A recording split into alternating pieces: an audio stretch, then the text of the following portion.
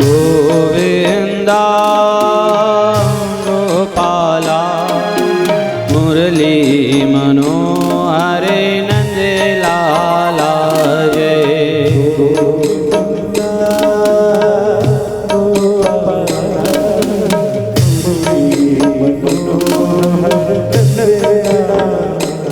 जय गोविंदा गोपाला मुरली मनोहरे नंद लाला जय।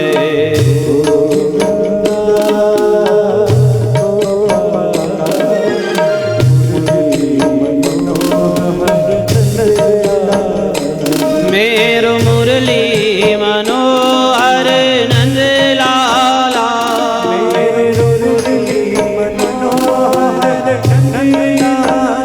ओ मेरो मुरली मनोहर नंद लाला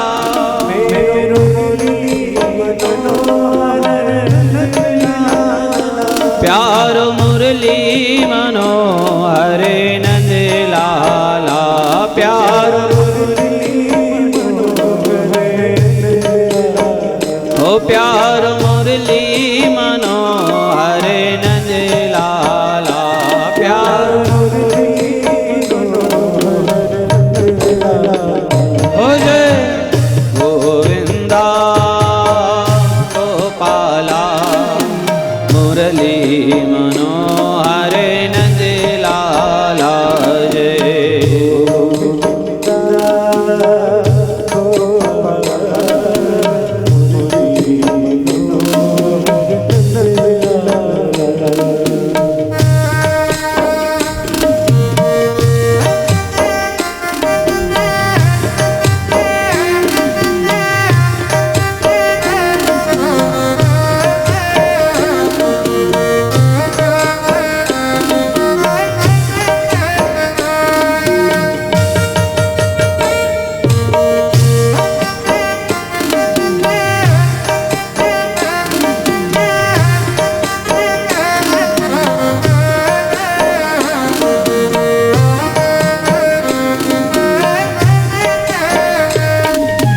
गोविंदा गोपाला मुरली मनोहर नंद लाला जय।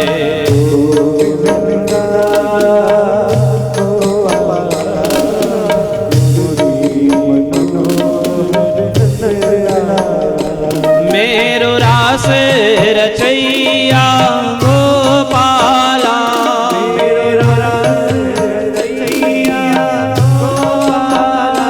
मेरो नाग नथैया गोपाला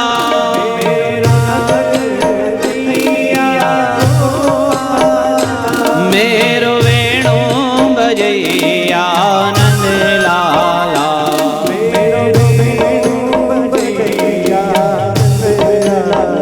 ओ मेरो वेणु बजैया नंद लाला मेरो हो जय गोविंदा गोपाला मुरली मनोहर नंद लाला जय।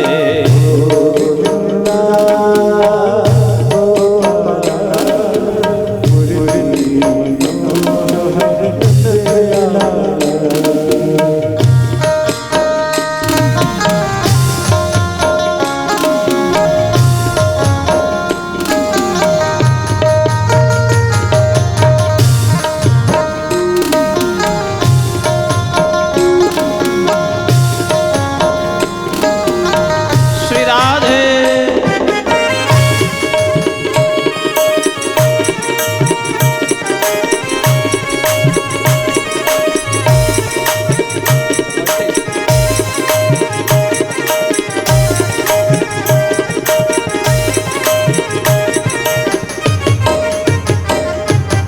गोविंदा गोपाला मुरली मनोहर नंद लाला जय।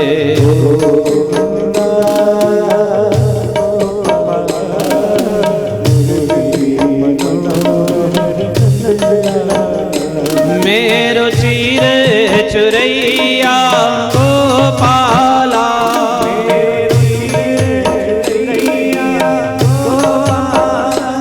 मेरो चीर बढ़ैया गोपाला,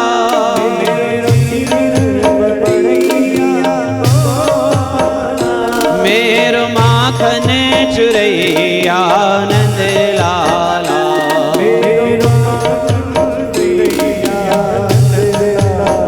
हो मेरो माखन चुरैया नंद लाला, मेरो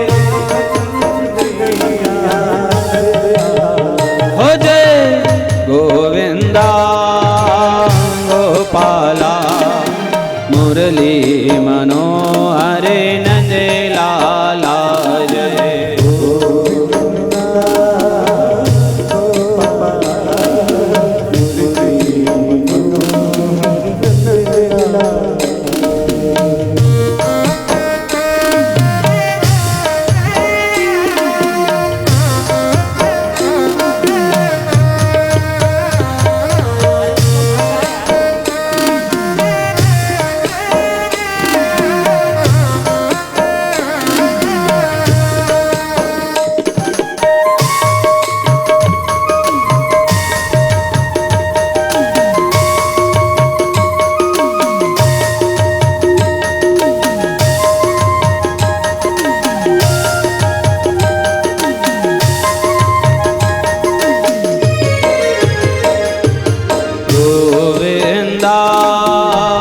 गोपाला मुरली मनोहर नंद लाला जय।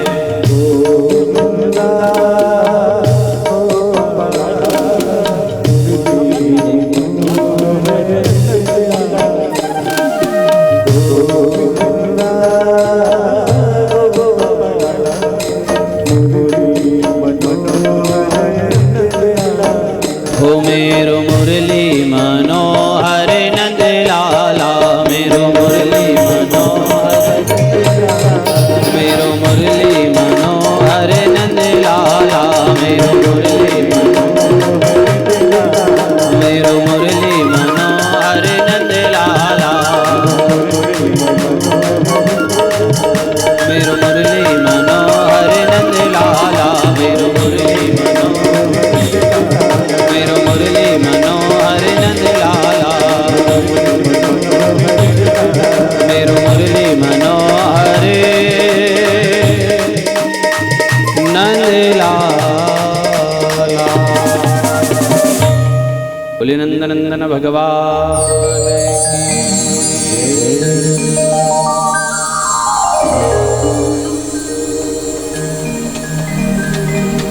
आइए हम सभी भगवान का दिव्य वांग्मयी विग्रह श्रीमद् भागवत महापुराण को प्रणाम करें।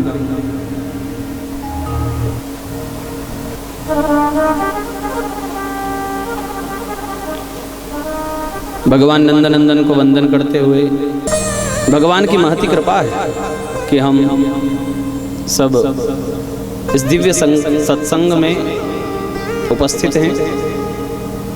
ज्येष्ठ मास कृष्ण पक्ष सप्तमी तिथि विगत लगभग कोई 3 वर्षों से जो विचारधारा चल रही थी श्रीमद् भागवत के लिए जायसवाल परिवार में, वो आज फलीभूत हो रही है। हमारे मित्र, हमारे सहपाठी और बचपन के साथी हमारे भाई अंकित और दर्पण और उनके पूज्य पिताजी पूजनीय माता जी, सबकी एक इच्छा है कि भागवत की पधरावणी हमारे घर हो।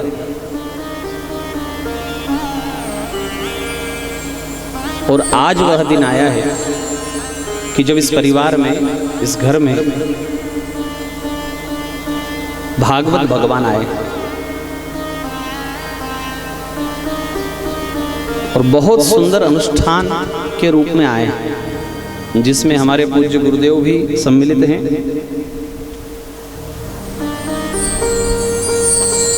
विधिवत पारायण भी यहाँ है और विधिवत सत्संग भी भागवत का यहाँ है। तिथि के हिसाब से आज हमारा जन्मदिन है, ज्येष्ठ कृष्ण पक्ष सप्तमी, और ऐसा सोचा नहीं था। वैसे हमको भी आज जब सुबह संध्या कर रहे थे और संध्या में संकल्प में मास पक्ष और तिथि का उच्चारण करा, तब याद आया कि अरे आज तो तिथि के हिसाब से जन्मदिन है हमारा। और इन्हीं 7 दिनों में जायसवाल परिवार में हमारे मित्रों के पिताजी, इनकी पुण्य तिथि भी आई। स्वप्न उनका था और पूरा किया है बेटों ने। स्वप्न था पिताजी का कि घर में कथा हो, और पूरा किया है उनके पुत्रों ने। पुत्र को पिता की आत्मा कहा गया है। हमारे यहाँ जब पहले विवाह पत्रिका लिखी जाती थी ना, मैंने पढ़ा है, उसमें पुत्र के नाम के नीचे आजकल तो लिखवाते हैं सुपुत्र, फिर पिताजी का नाम देते हैं। पहले लिखाया जाता था आत्मज। जिसका विवाह हो रहा है उसका नाम ऊपर, फिर नीचे पिता के नाम के लिए क्या लिखते थे? आत्मज। मतलब किसकी आत्मा से जाया हुआ है। पिता पुनः जन्म लेता है पुत्र के रूप में, और यह यूं कहें कि यदि पिता का कोई संकल्प है और वह अपने जीवन में पूरा न कर पाए, और बेटा अगर उस कर्तव्य को, उस कर्म को पूरा कर दे, तो वह पिता का ही संकल्प पूरा माना जाएगा।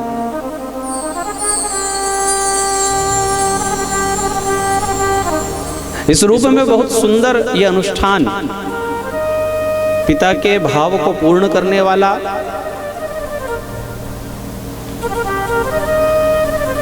जायसवाल परिवार पर भगवान के अनुग्रह को बढ़ाने वाला, और कृष्ण संतोष हेतुकम, भगवान का दिव्य यह सत्संग है। एक एक शब्द श्रीमद् भागवत का और गुरुजी के द्वारा उच्चारण किया हुआ एक एक श्लोक जायसवाल परिवार में उनके पूर्वजों को, पितरों को, और विशेष स्वर्गीय श्री नर्मदा प्रसाद जी को भगवत धाम की प्राप्ति कराने वाला है। पूर्व संचित संस्कार 3 पीढ़ी के सत्कर्म से ही संभव है कि हमारे घर में भागवत जी आए। किसी एक के प्रयास से कभी भी भागवत जी घर में नहीं आती। आपकी 3 पीढ़ियों का सत्कर्म जब रहा होगा तब जाकर के हमारे घर में भागवत जी आती है। वरना यूं बहुत आसान है सुनना। आजकल तो इतना सुविधाजनक कर दिया है हमारे इंटरनेट ने, हमारी व्यवस्था ने, टीवी जगत ने, घर घर में आ रही है। यहाँ एक श्लोक आता है, जन्मांतरे भवेत पुण्यम तदा भागवतम लभेत, ऐसा लिखा है। जन्म जन्मांतर के पुण्य उदय होने पर भागवत प्राप्त होती है। किंतु हमारे मन में एक प्रश्न आया कि चारों तरफ तो भागवत बह रही है, मोबाइल पर, टीवी पर, गली में, मोहल्ले में, तो इतना असंभव तो नहीं लगता कि जन्म जन्मांतर के पुण्य उदय हो तब आपको भागवत मिलेगी। बड़ी सुविधा से मिल रही है, बड़ी आसानी से मिल रही है, तो फिर इतनी बहुमूल्य कैसे हो सकती है? ऐसा प्रश्न हमारे मन में आया। तो देखो उसका उत्तर भी अंदर से ही मिला। हम ऐसा एक बार मनन चिंतन कर रहे थे तो हमको इसका उत्तर भी मिला कि भाई गंगा तो बह रही है, सतत बह रही है, ताले थोड़ी लगे, टिकट थोड़ी कट रही है, सतत गंगा प्रवाहमान है और सबको पता है कि एक डुबकी से क्या होगा। फिर भी कितने लोग जा पाते हैं, कितने लोग डुबकी लगा पाते हैं। ऐसे ही कथा गंगा भी सतत बह रही है, टीवी पर, मोबाइल पर, गलियों में, मोहल्लों में, किंतु हम कितनी कथाओं में 7 दिन उपस्थिति लगा पाते हैं, तभी तो हमारा जीवन धन्य है ना। जिस प्रकार से गंगा सतत प्रवाहमान है, उसी प्रकार से ये कथा गंगा भी सतत प्रवाहमान है। किंतु हम कितनी कथा में बैठ पाते हैं, कितनी कथा में मन लगा पाते हैं। और जहां 7 दिन हम इस अनुष्ठान में बैठ पाते हैं, अपना मन लगा पाते हैं, वहीं समझना कि ये असरकारक है। दिव्य भगवान के 24 अवतारों की एक कथा है। भगवान के अंशावतार, कलावतार, पूर्णावतार। कृष्ण तो भगवान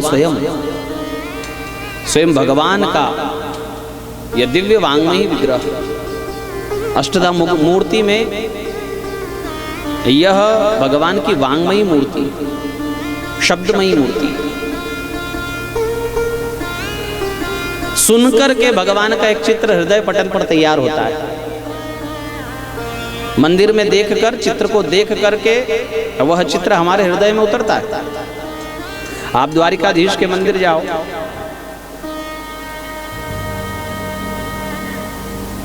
और वहां जी भरकर भगवान को निहारो और फिर आंखें बंद करो तो वो हृदय में मूर्ति उतरती है। ठीक उसी प्रकार भगवान का श्रीमद् भागवत वांग्मयी विग्रह है, जो सुनकर हृदय में अपना एक दिव्य विग्रह तैयार करता है। और आप में से कई लोग गए होंगे द्वारिका जी, बद्रीनाथ, रामेश्वरम, कई लोग गए होंगे और जी भरकर भगवान को देखा होगा, निहारा होगा, नाथ द्वारा गए होंगे।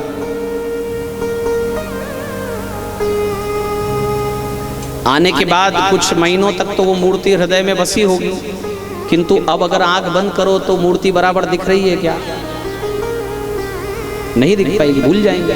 हाँ, एक एक भगवान के जो अंग प्रत्यंग है, उनका जो श्रृंगार है, कब तक याद रख पाएंगे?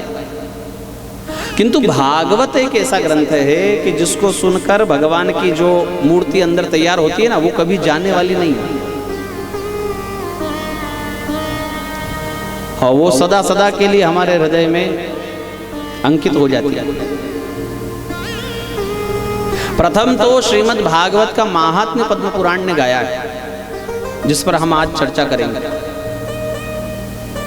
6 अध्याय में पद्म पुराण ने भागवत पुराण की बड़ाई की।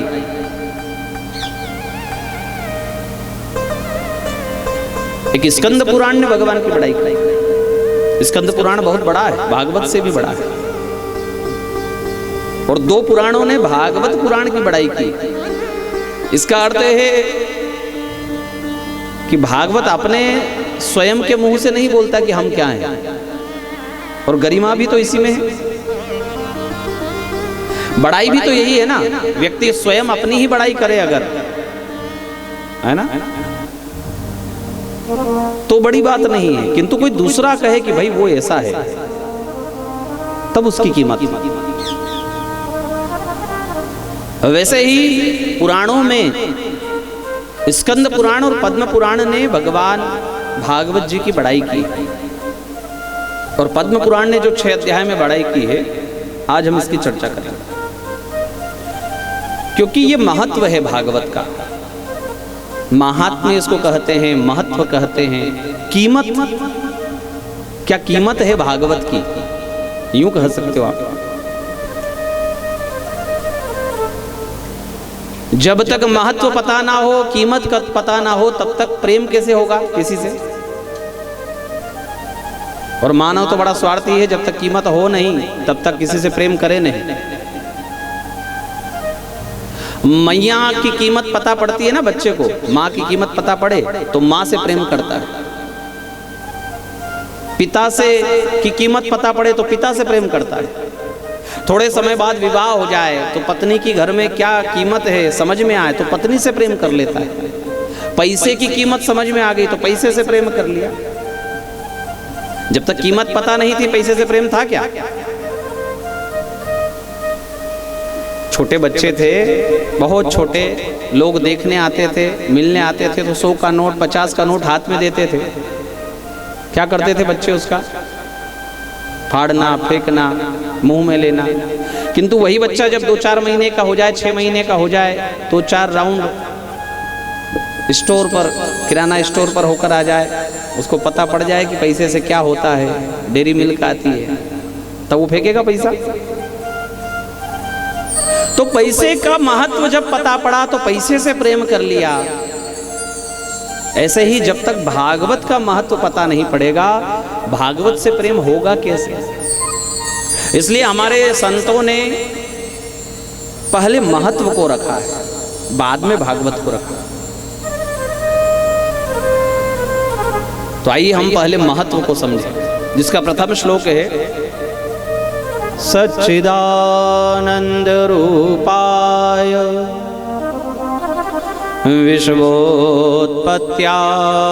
हेतवे तापत्रय विनाशाय श्री कृष्णाय वयं नुमः।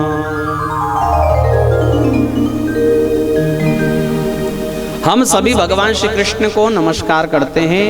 कैसे कृष्ण? जिनका रूप है सच्चिदानंद, जिनका कार्य है विश्व की उत्पत्ति, पालन और संहार, और जिनका स्वभाव है भक्त के एक बार नमन करने पर उसके त्रिविध तापों का दमन करना। एक ही श्लोक में भगवान का रूप भी है, भगवान का कार्य भी है और भगवान का स्वभाव भी है। गागर में सागर भरी हुई है इस एक श्लोक में। किसी भी व्यक्ति से 3 प्रकार से मिला जाता है। पहला तो अगर प्रथम मुलाकात है तो उसका रूप देखोगे आप कैसा दिखता है।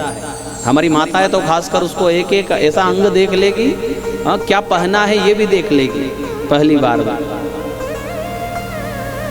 कौन सी डिजाइन का हार है, कौन सी डिजाइन के कंगन है, कौन सा साड़ी है, कहाँ से ली होगी, सब अंदाजा भी लगा लेगा। प्रथम मुलाकात में रूप देखा जाता है। यदि मुलाकात बढ़ती है तो फिर उनसे पूछा जाता है भैया क्या करते हो आप, आपका बिजनेस क्या है, आपका कर्म क्या है। ये दूसरा चरण है किसी से मिलने का। और यदि ये दोनों चरण पूरे हो जाएं और वो व्यक्ति हमारे और संपर्क में आए तो हम देखते हैं इसका स्वभाव कैसा है।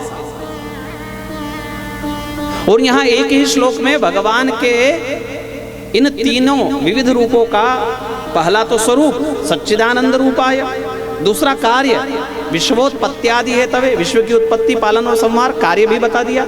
और फिर कहा तापत्रय विनाशाय श्री कृष्णाय वयं नुमः।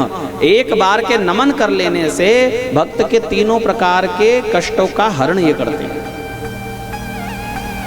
ऐसे हैं भगवान श्री कृष्ण, और ऐसे भगवान श्री कृष्ण को हम सभी नमस्कार करते हैं।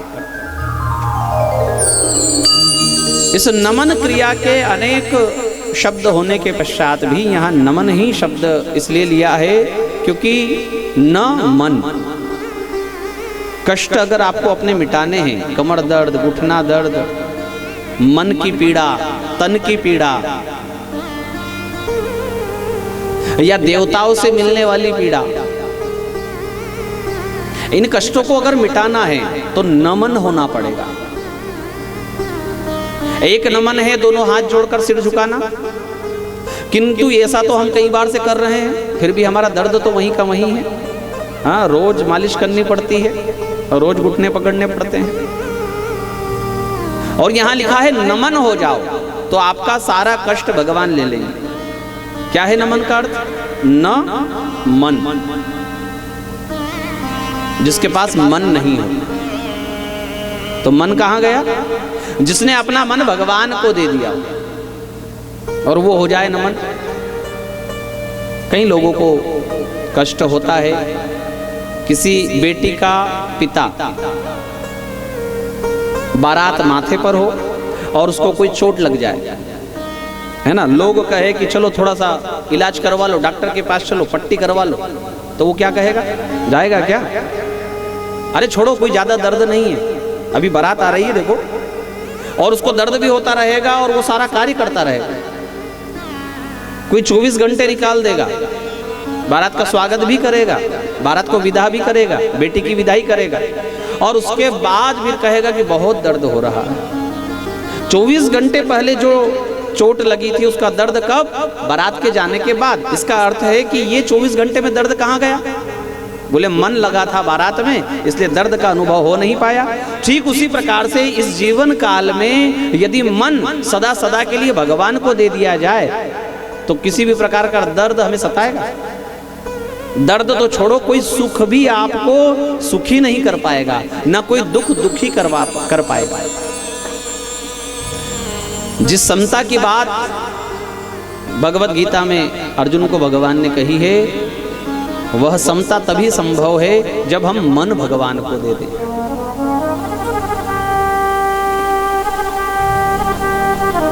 और द्वितीय श्लोक में कथाकार की वंदना है।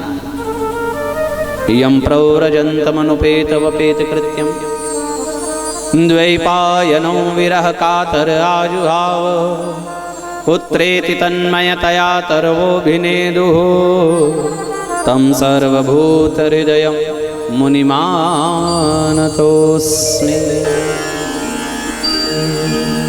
जो परिव्राजक है,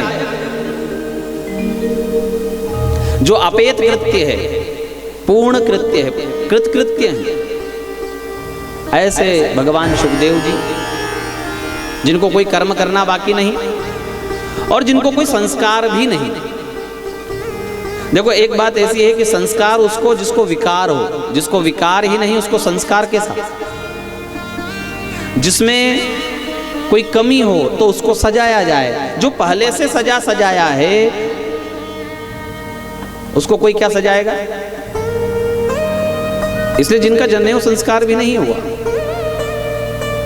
और जिनके पीछे भगवान व्यास जी पुकार रहे हैं, बेटा रुक जाओ, बेटा रुक जाओ, किंतु भगवान में तन्मय होने के कारण वो उत्तर तो नहीं दे पाते और उनके बदले वृक्ष उत्तर देते हैं। तरु अभिनेदु, क्या उत्तर दिया ये भागवत में नहीं लिखा है। सुखदेव जी के बदले पेड़ बोले ये लिखा है, किंतु क्या बोले ये नहीं लिखा।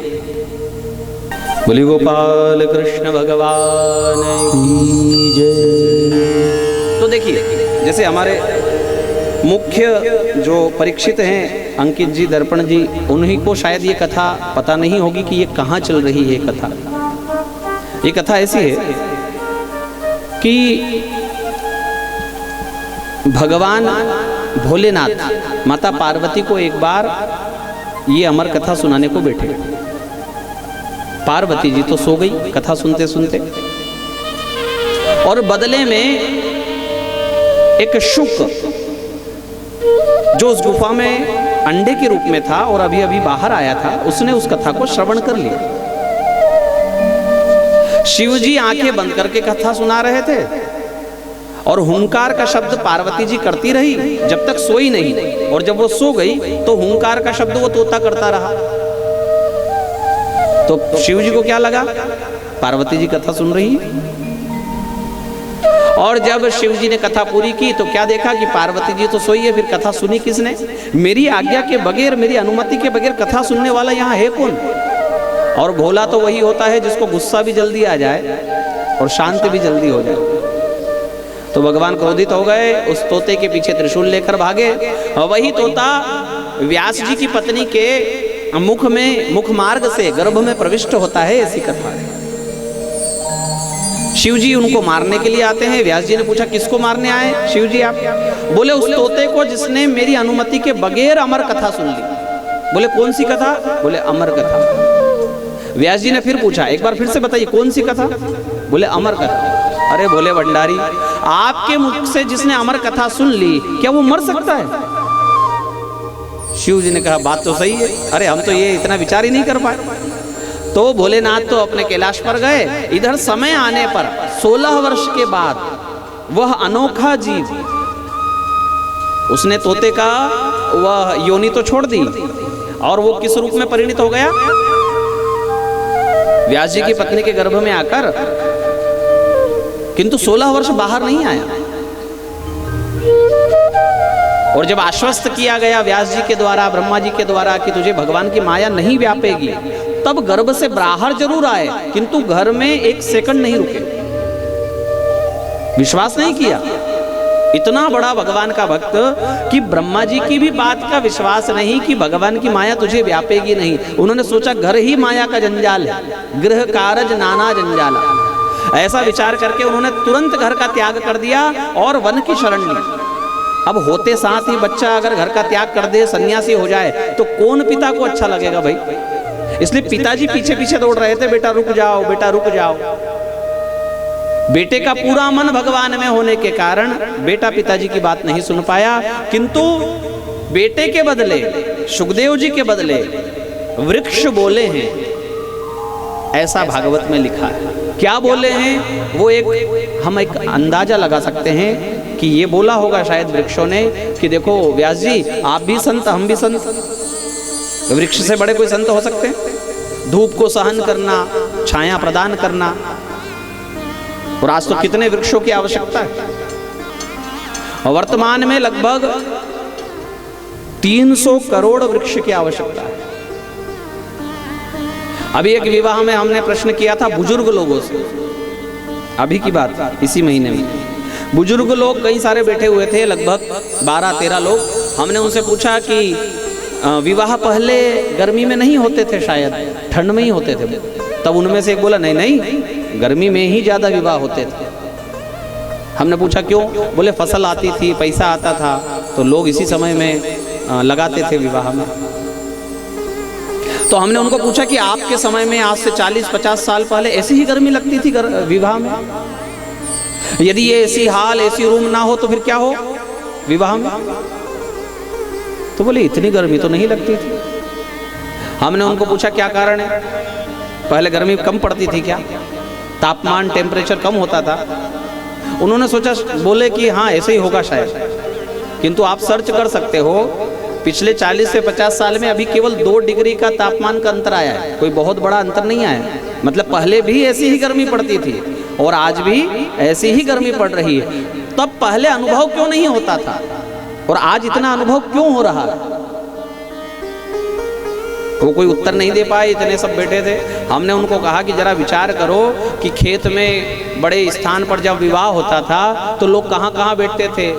4 लोग इस पेड़ के नीचे बैठे हैं, 4 लोग उस पेड़ के नीचे बैठे हैं, कहाँ ऐसी लगेगी वहां है।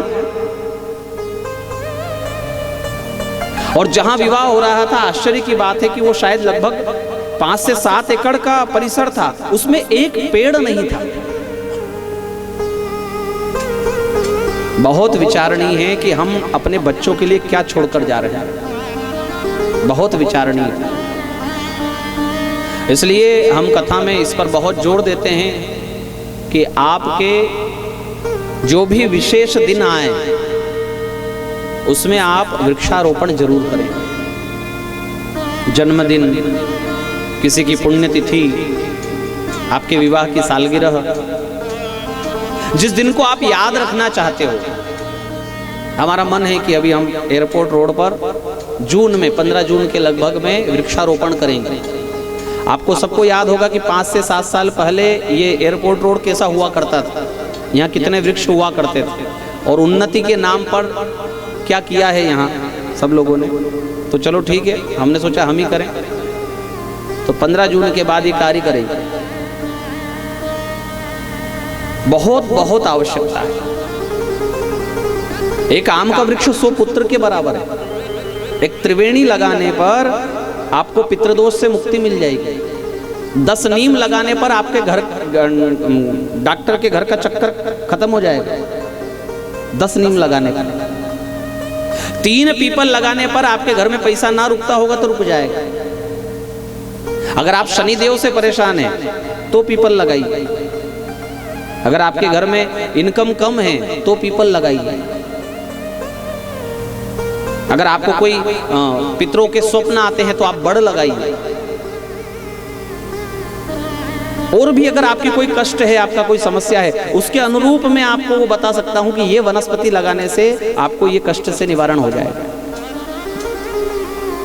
इतना भी नहीं, हम यूं ही विचार कर ले कि मरेंगे तो कम से कम 2 पेड़ की लकड़ी में जलेंगे, तो उतनी तो व्यवस्था कर ले। वृक्षों ने उत्तर दिया है। उत्तर ये दिया होगा कि हम भी संत और व्यास जी आप भी संत। लोग हमको पत्थर मारते हैं तो बदले में हम अपना बेटा उनको प्रदान करते हैं। आपका बेटा संसार का उद्धार करने जा रहा है, क्या आप उसे घर में ही रोक कर रखोगे? व्यास जी को लगा बात तो बहुत ठीक है, इसलिए व्यास जी ने फिर अपने बेटे को नहीं पकड़ा, उसको जाने दिया। ऐसे सर्वभूत हृदय भगवान सुखदेव जी के चरणों में हम नमस्कार करते हैं। बोले सुखदेव जी भगवान की। नैमिषारण्य धाम की ये कथा है, जहाँ शौनक आदि 88,000 ऋषिगण एकत्रित हुए और उन्होंने सूत जी की बड़ाई करते हुए कुछ प्रश्न किए हैं भगवत भक्ति के विषय में। और प्रश्न के उत्तर में सूत जी ने एक आख्यान सुनाया जिसमें भागवत की बड़ाई, कुछ श्लोक में भागवत की बड़ाई सुनाई। ब्रह्मा जी ने जो सत्यलोक में, ब्रह्मलोक में जो भागवत को परखा है, जांचा है। कैसे जांचा? धर्म का तराजू, और एक तरफ ब्रह्मा जी के द्वारा बनाए हुए सारे विधान, और एक तरफ श्रीमद् भागवत के सप्ताह श्रवण का फल। अच्छा, ये तोला दान कब किया उन्होंने? ये तब किया जब उन्होंने देखा कि 7 दिन की कथा सुनने मात्र से राजा परीक्षित का मोक्ष हो गया, भगवत धाम उसको प्राप्त हो गया। तो ब्रह्मा जी को भी लगा कि भाई मेरे द्वारा बनाए हुए फिर ये इतने बड़े बड़े यज्ञ, जप, तप, पूजन, पाठ, ये सब किस काम? यदि 7 दिन की कथा श्रवण मात्र से ही ये सब कुछ मिल जाए तो ये सब मैंने क्यों बनाया? तो उन्होंने सारे यज्ञ, जप, तप, पूजन, पाठ, व्रत, नियम, संयम, दान आदि सारे सत्कर्म एक पलड़े में रखे और दूसरे पलड़े में भागवत जी को रखा। तो जो पलड़ा भागवत जी वाला था वो जमीन से उठा तक नहीं, तोलना तो बहुत दूर की बात है। और ऐसे ही एक कथा है कि बद्रिकाश्रम में, बद्रीखंड में, बद्रीवन में सनकादि ऋषियों ने नारद जी को दीन मुखी देखा, दुखी देखा। कारण पूछा। एकदा हि विशालायां चत्वार ऋषयो मलाः सत्संगार्थं समायाता ददृशुस्तत्र नारदम्। नारद जी क्यों दुखी हो? अच्छा, दुखी कैसे हैं ये भी सनकादि ऋषियों ने बता दिया। सनक, सनंदन, सनातन और सनत कुमार 4 ऋषिगण हैं। पूर्वजों के भी पूर्वज है, करोड़ों वर्ष इनकी आयु है, और दिखते कैसे हैं? 5 साल के बच्चे जैसे। कोपिन ही मात्र धारण किया हुआ है, कोई दूसरा वस्त्र नहीं।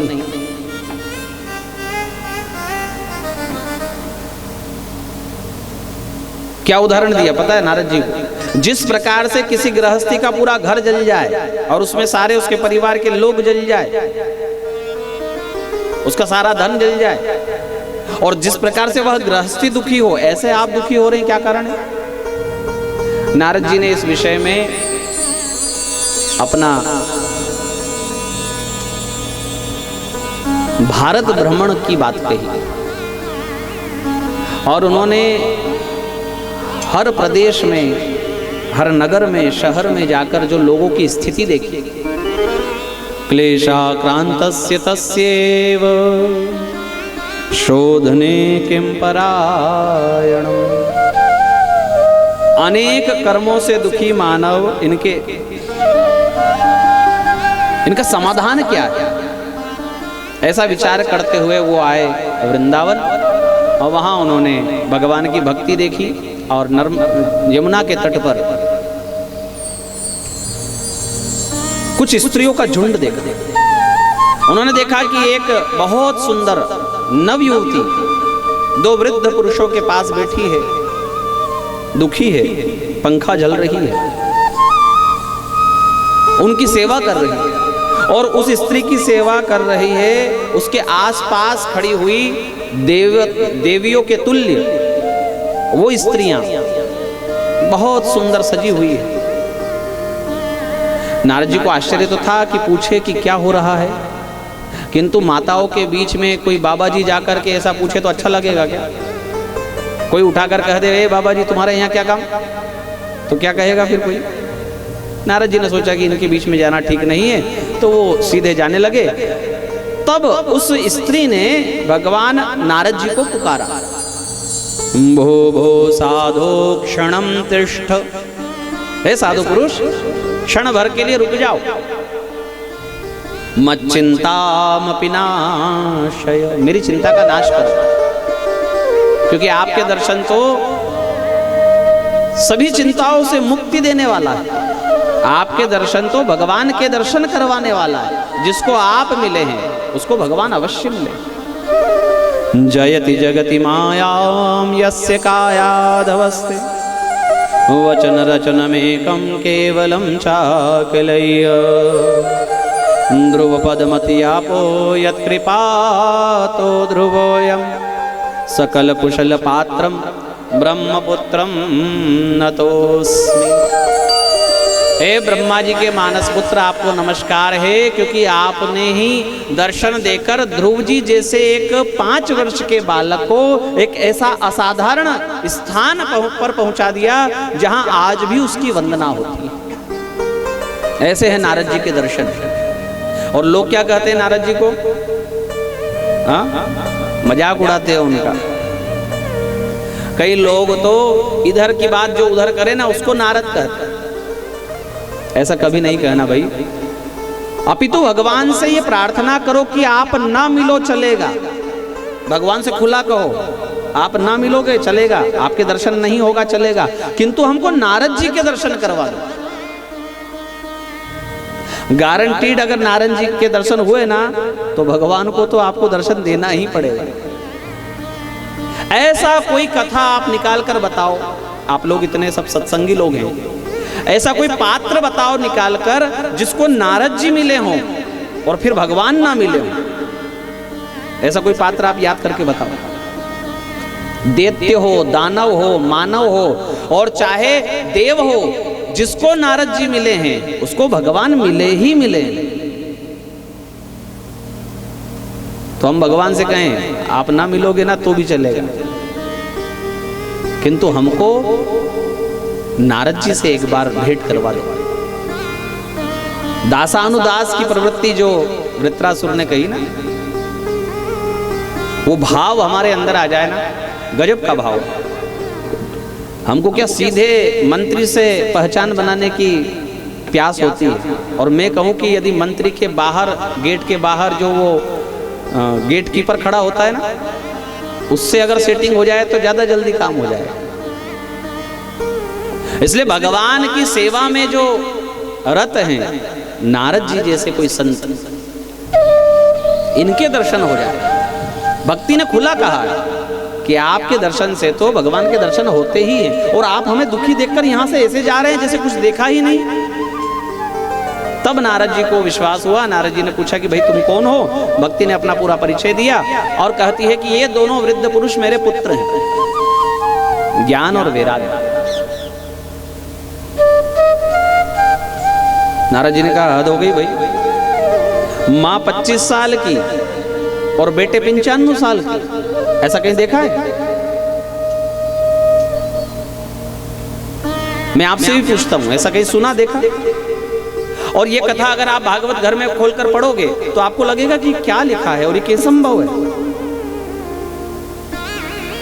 झुर्रियां पड़ गई, दांत झड़ गए, कमर झुक गई, मरणासन्न पड़े हुए हैं ज्ञान और वैराग्य, और भक्ति कह रही है कि ये मेरे पुत्र हैं। अब भक्ति को देखा जाए तो वो 25 वर्ष की, और उनके पुत्रों को देखा जाए तो वो मरणासन्न है 95 वर्ष की। क्या ये संभव है? ये संभव है, और आज भी संभव है, और अभी संभव है। हम देखो आपको घटाकर बताते हैं। ये वृंदावन की कथा चल रही है, ठीक बात है, और ये वृंदावन है आपके हृदय का।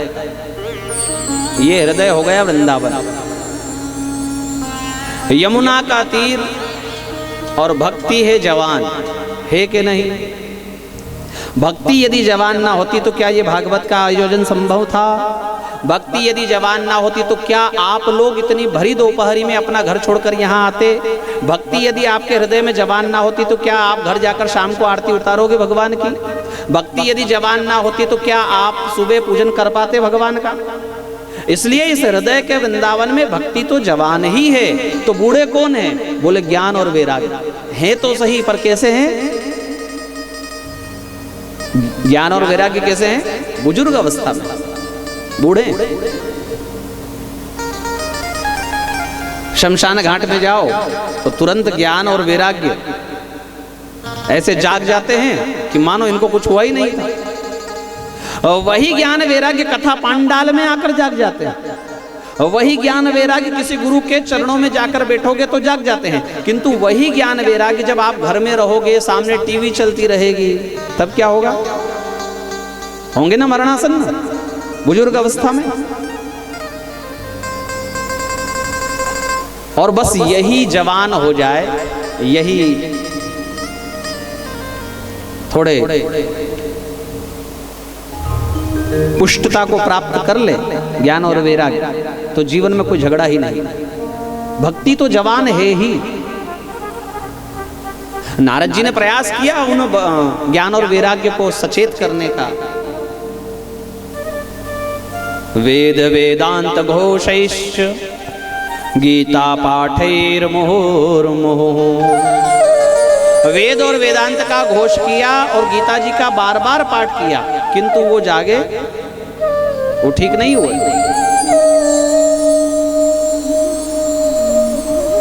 आकाशवाणी हुई कि नारद जी सत्कर्म करो। अभी सत्कर्म क्या है? क्या मैं जो गीता जी का पाठ कर रहा था, वेद वेदांत का घोष कर रहा था, ये सत्कर्म नहीं है क्या? मन में प्रश्न है नारद जी के। और सनकादि ऋषियों ने हंसकर कहा, सत्कर्म सूचको नूनम ज्ञान यज्ञम स्मृतो बुधई। बुद्धिमान लोग, विद्वान लोग ज्ञान यज्ञ को सत्कर्म कहते हैं नारद जी। आप ज्ञान यज्ञ भागवत जी का आयोजन करो, आपका कार्य हो जाएगा। नारद जी ने एक प्रश्न किया, भागवत जी आई कहां से? वेद से ही तो निश्रित है ना। मैंने वेद सुनाया इनको कानों में, गीता पाठ सुनाया। अब आप कहते हो वेद से ही निकली हुई भागवत जी इनको सुनाओ तो इनका कष्ट निवृत्ति पा लेंगे। ये कैसे संभव है? ये उसी प्रकार संभव है नारद जी, जैसे आम के वृक्ष में खाने लायक क्या होता है? बोले आम का फल। यदि जितना रस आम के फल में है तो कोई पत्ता क्यों नहीं खाता? छाल क्यों नहीं खाता? उसकी जड़ निकाल कर क्यों नहीं खाता? इतना रस उसमें देने वाले जो जड़ है, जो तना है, जो शाखा है, जो पत्ता है, जो छाल है, उनमें भी तो कोई रस होना चाहिए ना। किंतु कोई खाएगा उसको?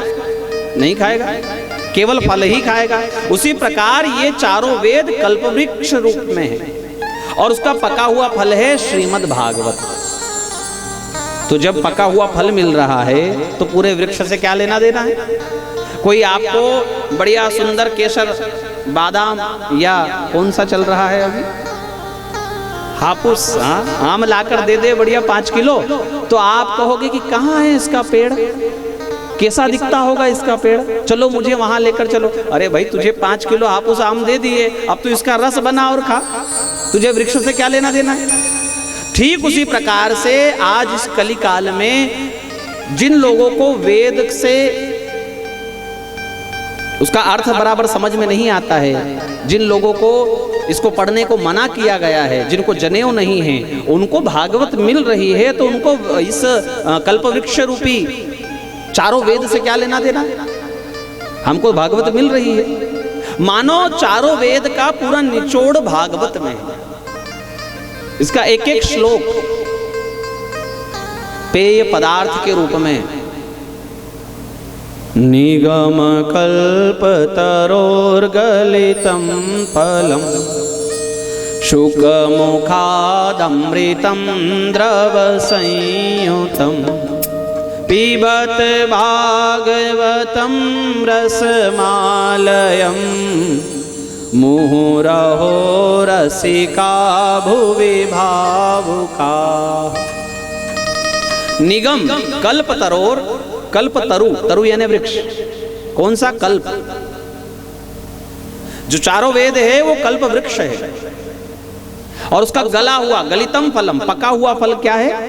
श्रीमद् भागवत। शुक मुखात, शुक के मुख से झूठा है ये फल।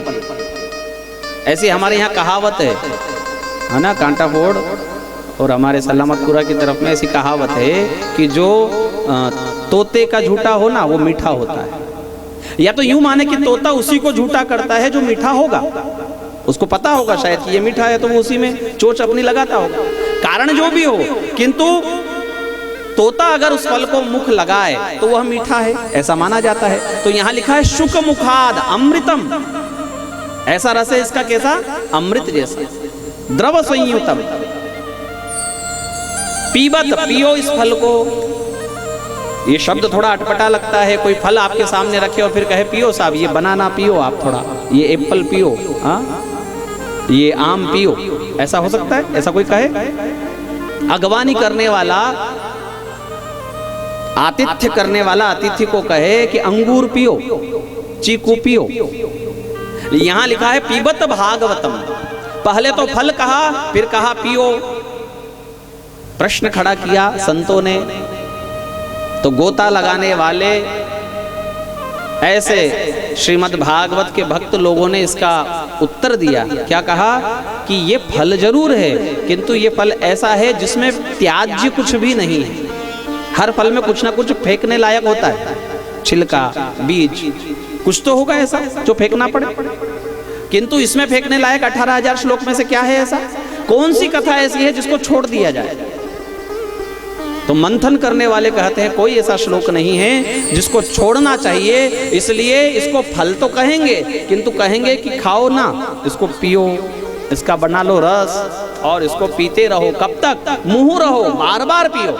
बार बार क्यों पिए? एक बार में काम नहीं होगा। बोले एक बार में मोक्ष के अधिकारी तो हो जाओगे, किंतु यदि भागवत से प्रेम करना है, भगवत तत्व को प्राप्त करना है, श्री भगवान के दर्शन करने हैं, तो तब तक पीते रहो जब तक स्वयं श्री हरि सामने आकर खड़े ना हो जाए।